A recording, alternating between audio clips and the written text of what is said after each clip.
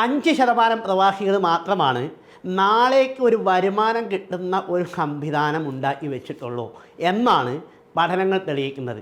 ബാക്കി 95% ആളുകളുടെ കയ്യിലും കാര്യമായി ഒന്നും ബാക്കിയില്ല. അഥവാ അതിൽ ഒരു 15% ആളുകളുടെ കയ്യിൽ ചെറിയൊരു സേവിങ് ഉണ്ട്. ബാക്കി 80% പ്രവാസികളും ഒന്നും ബാക്കിയില്ല. അവർ വർക്ക് ചെയ്തുകൊണ്ടേയിരിക്കുന്നു. പലർക്കും ജോലി നഷ്ടപ്പെടുന്നു, പലർക്കും അനാരോഗ്യം മൂലം നാട്ടിലേക്ക് പോകേണ്ടി വരുന്നു. ഇതാണ് നിലവിൽ പ്രവാസികളുടെ അവസ്ഥ.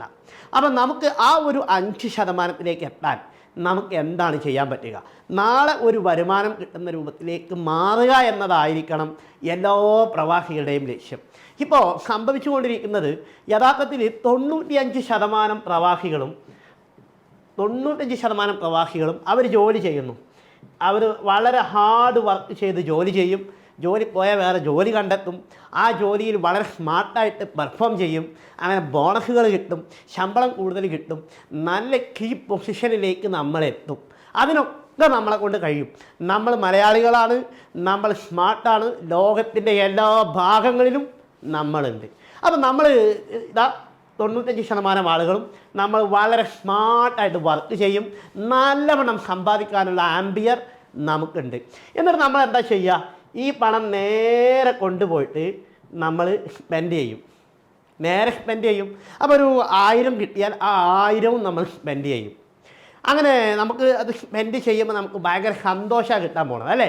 അപ്പം ഈ സന്തോഷം ഇങ്ങനെ കൂടി വരുമ്പം നമുക്ക് ഈ കിട്ടുന്ന പണത്തിൽ നിന്ന് സന്തോഷം തികയാതെ വരും. അപ്പം നമ്മൾ കടം വാങ്ങും, അല്ലെങ്കിൽ നമ്മൾ ക്രെഡിറ്റ് കാർഡ് ഉപയോഗിക്കും. അങ്ങനെ അടുത്ത മാസത്തെ ശമ്പളം കിട്ടുമ്പം ആദ്യം തന്നെ ഈ കിട്ടിയ പണം തിരിച്ചു കൊടുക്കുക, കടം വാങ്ങിയ പണം തിരിച്ചു കൊടുക്കാൻ വേണ്ടിയായിരിക്കും നമ്മൾ നിൽക്കുക. അങ്ങനെ വീണ്ടും നമ്മൾ ഡൗൺ ആകും. അങ്ങനെ നമ്മൾ വീണ്ടും വർക്ക് ചെയ്യും. പിന്നത്തെ മാസം നമുക്ക് ശമ്പളം കിട്ടും. അത് മുഴുവൻ നമ്മൾ അടിച്ചു പൊളിക്കും. വീണ്ടും നമ്മൾ സ്പെൻഡ് ചെയ്യും, വീണ്ടും നമ്മൾ വർക്ക് ചെയ്യും. അങ്ങനെ വർക്ക് ചെയ്തുകൊണ്ട് പോകുമ്പോഴായിരിക്കും നമ്മുടെ ജോലി നഷ്ടപ്പെടുക. അവിടെ തീർന്നു നമ്മുടെ കാര്യം. അങ്ങനെ പോകുമ്പോഴായിരിക്കും നമുക്ക് നാട്ടിൽ നമ്മൾ നിൽക്കേണ്ട എന്തെങ്കിലും അത്യാവശ്യം വരിക. അപ്പം നമുക്ക് പോയി.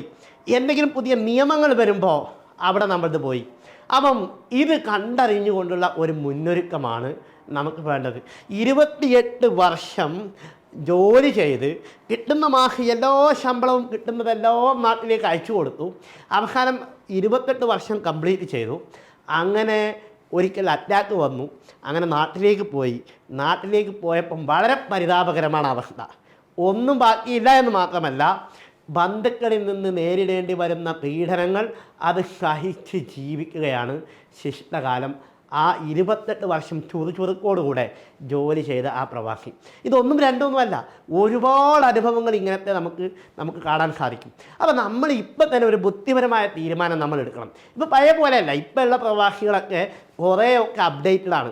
കുറേയൊക്കെ ആളുകൾ സേവിങ്ങിലേക്ക് വരുന്നു, കുറേ ആളുകൾ കൂടുതൽ വർക്ക് ചെയ്യുന്നു, നല്ല ഇൻകം സോഴ്സുകൾ കണ്ടെത്തുന്നു, നല്ല വരുമാനങ്ങൾ ഉണ്ടാക്കുന്നു, ആ വരുമാനങ്ങളിൽ നിന്ന് ഇൻവെസ്റ്റ് ചെയ്യുന്നു. അങ്ങനെയൊക്കെയുള്ള നല്ല ഒരു സമീപനം ഇപ്പോൾ റീസെൻ്റ്ലി പ്രവാസ ലോകത്ത് കണ്ടുവരുന്നത് വളരെ പ്രത്യാശയുള്ള ഒരു കാര്യമാണ്. അപ്പോൾ നമ്മൾ ഈ 95% പെടാതിരിക്കുക എന്നുള്ളതാണ് നമുക്ക് ചെയ്യാൻ പറ്റുന്ന ഏറ്റവും പ്രധാനമായ ഒരു കാര്യം. ഈ പുതിയൊരു വർഷം വരുന്നു. ഈ വർഷം നമ്മുടെ ഗോൾ ഈ 5% പോവുക എന്നുള്ളതായിരിക്കണം. അത് ഈ 5%ൻ്റെ പ്രത്യേകത എന്താണ്? ഈ 5% ഇവരെ പോലെ തന്നെ വർക്ക് ചെയ്ത് ഇവർ സ്പെൻഡ് ചെയ്യുമല്ലോ. ഇവർ സ്പെൻഡ് ചെയ്യില്ല. അവർക്ക് ആവശ്യമുള്ള വീട്ടിൻ്റെ ചിലവുകൾ, അവർക്ക് ജീവിക്കാനുള്ള കാര്യങ്ങൾക്കുള്ള ചിലവ് അവർ ചെയ്യും. അവരെന്ത് ചെയ്യും? സേവ് ചെയ്യും. ബാക്കിയുള്ളത് സേവ് ചെയ്യും. ഇവർക്ക് അങ്ങനെ ഒരു പരിപാടിയേ ഇല്ല. ഇവർക്ക് എങ്ങനെയെങ്കിലും അടിച്ചു പൊളിക്കണം എന്നുള്ളതാണ് ഇവരെ ലക്ഷ്യം. ഇവരെങ്ങനെയെങ്കിലും അടുത്ത ഐഫോൺ ഇറങ്ങുമോ എന്ന് ചിന്തിച്ചുകൊണ്ട് നടക്കുന്ന ആളുകളാണ്. അപ്പം ഞാൻ പറയുന്നത് സേവ് ചെയ്യണമെങ്കിൽ നമുക്ക് എന്തെങ്കിലുമൊക്കെ ബാക്കി വേണം. അപ്പം ഒരു രസകരമായ കൗതുകകരമായ ഒരു കാര്യം ഞാൻ പറഞ്ഞുതരാം. ഇപ്പം നമ്മൾ സൗദിയിൽ ലെവി ഉണ്ടായിരുന്നില്ല. അപ്പം ലെവി 400 റിയാൽ ഒരു മാസം നമുക്ക് കൊടുക്കണമെന്ന് വിചാരിക്കുക. നമ്മുടെ കയ്യിൽ ലെവി ഇല്ല. നമ്മൾ എന്ത് ചെയ്യുക? ഈ ലെവി ഗവൺമെൻറ് നടപ്പിൽ ആക്കിയതിൽ പ്രതിഷേധിച്ചുകൊണ്ട് ഞാൻ ജോലി രാജിവെക്കുന്നു എന്ന് പറഞ്ഞ് പോയ ആരും പെടില്ല. നമുക്ക് നേരത്തെ ഇക്കാമ പുതുക്കാൻ വേണ്ട പണമല്ല ഇപ്പോൾ വേണ്ടത്. ഇപ്പോൾ ഇക്കാമ പുതുക്കണമെങ്കിൽ ലെവി വേണം. ഈ ലെവി അടക്കാൻ നമ്മൾ നേരത്തെ പറയണം, എൻ്റെ കയ്യിലൊന്നും ബാക്കിയില്ല, ഞാനെങ്ങനെ സേവ് ചെയ്യുക, ഇങ്ങനെ ചോദിച്ച് നടന്ന ആളുകളായിരുന്നു. പക്ഷേ ഗവൺമെൻറ് ലെവി ഏർപ്പെടുത്തിയപ്പോൾ ആ ലെവി കൊടുക്കാൻ നമ്മളെ കയ്യിൽ പൈസ ഉണ്ട്, കാരണം നമുക്ക് വേറെ ഓപ്ഷൻ ഇല്ല. അപ്പം നമ്മൾ വേണമെന്ന് വിചാരിച്ചാൽ ഇതൊക്കെ നടക്കും. ഇപ്പോൾ ഗവൺമെൻറ് നാളെ മുതൽ ഒരു തീരുമാനം എടുക്കുകയാണ്, നമ്മുടെ ശമ്പളത്തിൻ്റെ 5% ഇവിടെ ഗവൺമെൻറ്റിലേക്ക് അടക്കണം. അങ്ങനെ ഒരു തീരുമാനം വന്നു എന്ന് വിചാരിക്കുക, എന്താ സംഭവിക്കുക? ഓക്കെ, ആ തീരുമാനത്തിൽ പ്രതിഷേധിച്ചുകൊണ്ട് ഞാൻ ഗൾഫിൽ നിന്ന് രാജിവെക്കുന്നു, ഞാൻ നാട്ടിലേക്ക് പോകുന്നു. അങ്ങനെ ആരെങ്കിലും പോവില്ല. പോകാനുള്ള ധൈര്യമല്ല നമുക്ക്. നാട്ടിൽ നമുക്ക് ഹിന്ദാബാദ് വിളിക്കാം, പോകാനുള്ള ധൈര്യം നമുക്കില്ല, കാരണം വേറെ എവിടെ നിന്ന് വരുമാനം വരും. അപ്പം ഗവൺമെൻറ് അങ്ങനെ ഒരു റൂള് കൊണ്ടുവന്നാൽ കൊടുക്കാൻ നമ്മുടെ കയ്യിൽ പൈസ ഉണ്ട്. എന്നാൽ നമുക്ക് വേണ്ടി, നമ്മുടെ നാളേക്ക് വേണ്ടി സേവ് ചെയ്യാൻ അത് നിങ്ങൾ പറയുന്നത് വിരോധാഭാസമല്ലേ? അപ്പം നമ്മൾ വിചാരിച്ചാൽ നടക്കുമെന്ന് നമ്മുടെ ജീവിതം തന്നെ നമ്മളെ പഠിപ്പിച്ചിട്ടുണ്ട് അല്ലേ? അപ്പോൾ ഈ സേവ് ചെയ്യണമെങ്കിൽ നമുക്കൊരു ബഡ്ജറ്റ് വേണം. എത്ര പൈസ ചിലവഴിക്കണം എന്നതിനെക്കുറിച്ച് നമുക്കൊരു ബഡ്ജറ്റ് വേണം, വേണ്ടേ? നമ്മുടെ നിലവിലുള്ള കുറേ അനാവശ്യമായ എക്സ്പെൻസുകൾ നമ്മൾ കുറക്കേണ്ടി വരും.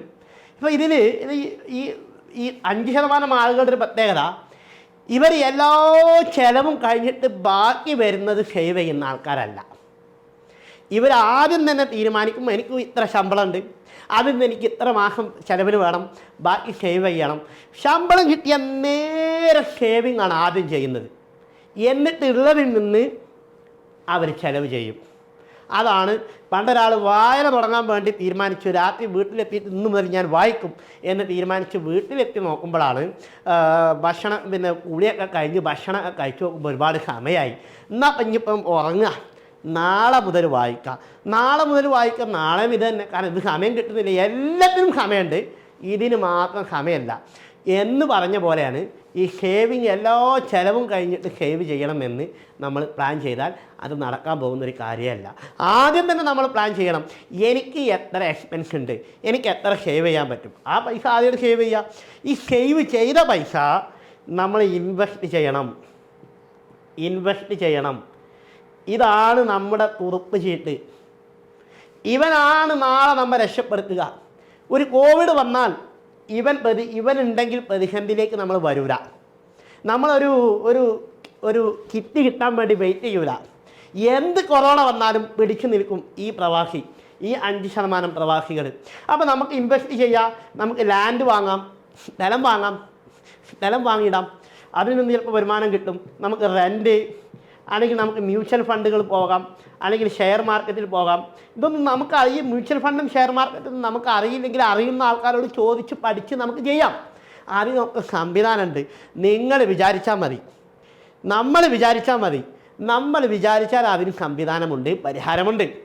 അപ്പം ഇങ്ങനെ പലതും സേവ് ഇതൊക്കെ നമുക്ക് വരുമാനം വരും. പെട്ടെന്ന് മുതലാളി ആവണം, പെട്ടെന്ന് പണക്കാരനാണെന്ന് പറഞ്ഞാൽ നടക്കില്ല. ഇതൊക്കെ സമയമെടുക്കും. ഞാനൊരു ഒരു ഒരു ഒരു പ്രവാസികളെ നമ്മുടെ ജീവിതത്തിൽ ഏറ്റവും വലിയൊരു സന്തോഷം ഞാൻ പറയാം. എന്താണ്, നമ്മുടെ പ്രശ്നം എപ്പോഴും പൈസ ഇല്ല, അവിടെ പൈസ പ്രശ്നം, ഇവിടെ പൈസ പ്രശ്നം, ഇതാണല്ലോ നമ്മുടെ പ്രശ്നം. പക്ഷേ നമ്മളൊരു സ്ഥലത്ത് ഇൻവെസ്റ്റ് ചെയ്യുമ്പം അതിൻ്റെ വാല്യൂ ഓരോ മാസം നമ്മളിങ്ങനെ നോക്കുമ്പോൾ അതിങ്ങനെ കൂടി ഇങ്ങനെ വരുന്നത് കാണുമ്പം നമുക്ക് കിട്ടുന്ന ഒരു സന്തോഷം ഉണ്ടല്ലോ, ഒരു പ്രവാസിക്ക് കിട്ടാൻ പോകുന്ന ഏറ്റവും വലിയ സന്തോഷം അതാണ്. അത് നമുക്ക് തരുന്ന ഒരു ആത്മവിശ്വാസം വലുതാണ്. അത് നമുക്ക് കൂടുതൽ ഉയരങ്ങളിലേക്ക് എത്താൻ, വെല്ലുവിളികളെ ഏറ്റെടുക്കാൻ വേണ്ടി നമുക്കത് പ്രചോദനമാകും. കൂടുതൽ ഇൻവെസ്റ്റ്മെൻറ്റ് വേണം, കൂടുതൽ റിട്ടേൺസ് ഓഫ് ഇൻകം എനിക്ക് കിട്ടണം എന്ന് നമുക്ക് പ്ലാൻ ചെയ്യാനും നമ്മുടെ ഫുൾ പൊട്ടൻഷ്യൽ എടുത്ത് നമ്മൾ പലതും ചെയ്യാൻ വേണ്ടി സന്നദ്ധരാകും. അപ്പം ഇതിങ്ങനെ കാണുന്ന ഒരു പ്രവാസിയുടെ മുഖത്തുള്ള ഒരു സന്തോഷം, അത് നിങ്ങൾ ഇൻവെസ്റ്റ് ചെയ്ത് നോക്കിയാലേ മനസ്സിലാവുള്ളൂ. ഇൻവെസ്റ്റ്മെൻറ്റ് തുടങ്ങിയാലേ നിങ്ങൾക്കത് മനസ്സിലാവുള്ളൂ. ഇപ്പോൾ ഒരു ഇതിൽ പൈസ ഇട്ട ഒരാൾക്ക് ഇപ്പോൾ 1000 ഇട്ടു, അടുത്ത മാസം അത് ആയപ്പോഴേക്കും അത് 1050 അല്ലെങ്കിൽ അത് 1100. ഇതേപോലെ ഒരു 5 ഉണ്ടെന്ന് വിചാരിച്ചോളി, 1 2 3 4. ഈ 5 നിന്നും 50 നമ്മൾ ഉറങ്ങുമ്പോഴും നമുക്ക് വേണ്ടി വർക്ക് ചെയ്യുന്നവനാണ് ഇൻവെസ്റ്റ്മെൻറ്റ്. നമ്മളെ ബിസിനസ്സിൽ പൈസ ഇട്ടു, ആ ബിസിനസ് അവിടെ നടക്കുന്നുണ്ട്, നമ്മളിവിടെ ജോലി ചെയ്യുന്നുണ്ട്, നമ്മൾ ഉറങ്ങുന്നുണ്ട്. നമ്മൾ ഈ ചെയ്യുമ്പോഴൊക്കെ നമ്മുടെ പണം ആ ബിസിനസ്സിൽ വർക്ക് ചെയ്തുകൊണ്ടേയിരിക്കുകയാണ്.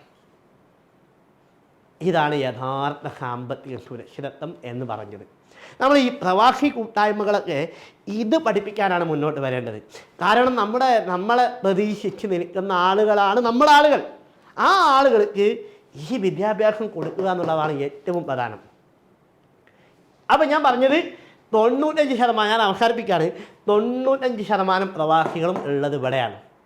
അഥവാ അവർ വർക്ക് ചെയ്യും, കിട്ടുന്നതൊക്കെ അടിച്ചു പൊളിച്ച് സന്തോഷത്തോടു കൂടെ ചിലവഴിക്കും, വീണ്ടും വർക്ക് ചെയ്യും, കടം വാങ്ങും, വർക്ക് ചെയ്യും, അടിച്ചു പൊളിക്കും, ഇങ്ങനെ മുന്നോട്ട് പോകും. ഈ 5% എന്ന് പറയുന്നത് അവർ ജോലി ചെയ്യും, അവർ സേവ് ചെയ്യും, ആ കിട്ടുന്നതിൽ നിന്ന് ഒരു വിഹിതം സേവ് ചെയ്യും, ആ സേവ് ചെയ്യുന്നത് കൊണ്ടുപോയി ഇൻവെസ്റ്റ് ചെയ്യും, ആ ഇൻവെസ്റ്റ്മെൻറ്റിൽ നിന്ന് റിട്ടേൺസ് വരും, അതോടൊപ്പം അവർ വർക്ക് ചെയ്യും, ഇൻവെസ്റ്റ്മെൻറ്റും റിട്ടേൺ കിട്ടുന്നുണ്ട്, വർക്ക് ചെയ്യുന്നുണ്ട്, അപ്പോൾ കൂടുതൽ ഇൻവെസ്റ്റ് ചെയ്യാനുള്ള പൈസ കിട്ടും. അങ്ങനെ ഇവർ വളയും. അപ്പം നമ്മുടെ ലക്ഷ്യം ഈ 5% ആളുകളിൽ എത്തുക എന്നുള്ളതാവട്ടെ. അപ്പോൾ അതിനു വേണ്ടി നമ്മൾ തിരക്കൂട്ടണ്ട, ഇതിനൊക്കെ സമയം പിടിക്കും. നമുക്ക് ഇതിങ്ങനെ പതുക്കെ ഇത് വളർന്ന് വരും. ജീവിതത്തിൽ എന്ത് പ്രതിസന്ധി വന്നാലും നമ്മെ പിടിച്ചു നിർത്തുന്നത് ഈ ഇൻവെസ്റ്റ്മെൻ്റ് ആയിരിക്കും. അപ്പം ഞാൻ പറയുന്നത് സാമ്പത്തിക സുരക്ഷിതത്വം. നാളെ എന്തെങ്കിലും പ്രതിസന്ധി വന്നാൽ നമുക്ക് ജീവിക്കാനുള്ള ഒരു വരുമാനം ഉണ്ടാകുന്ന രൂപത്തിലേക്ക് നമുക്ക് സംവിധാനങ്ങൾ വേണം. വീണ്ടും മറ്റൊരാശയങ്ങളുമായി കാണാം. നിങ്ങളുടെ വിലയേറിയ അഭിപ്രായങ്ങൾ നിങ്ങൾ കമൻറ്റിൽ ചെയ്യണം. ബാക്കി നമുക്ക് കാണാം. Thank you very much.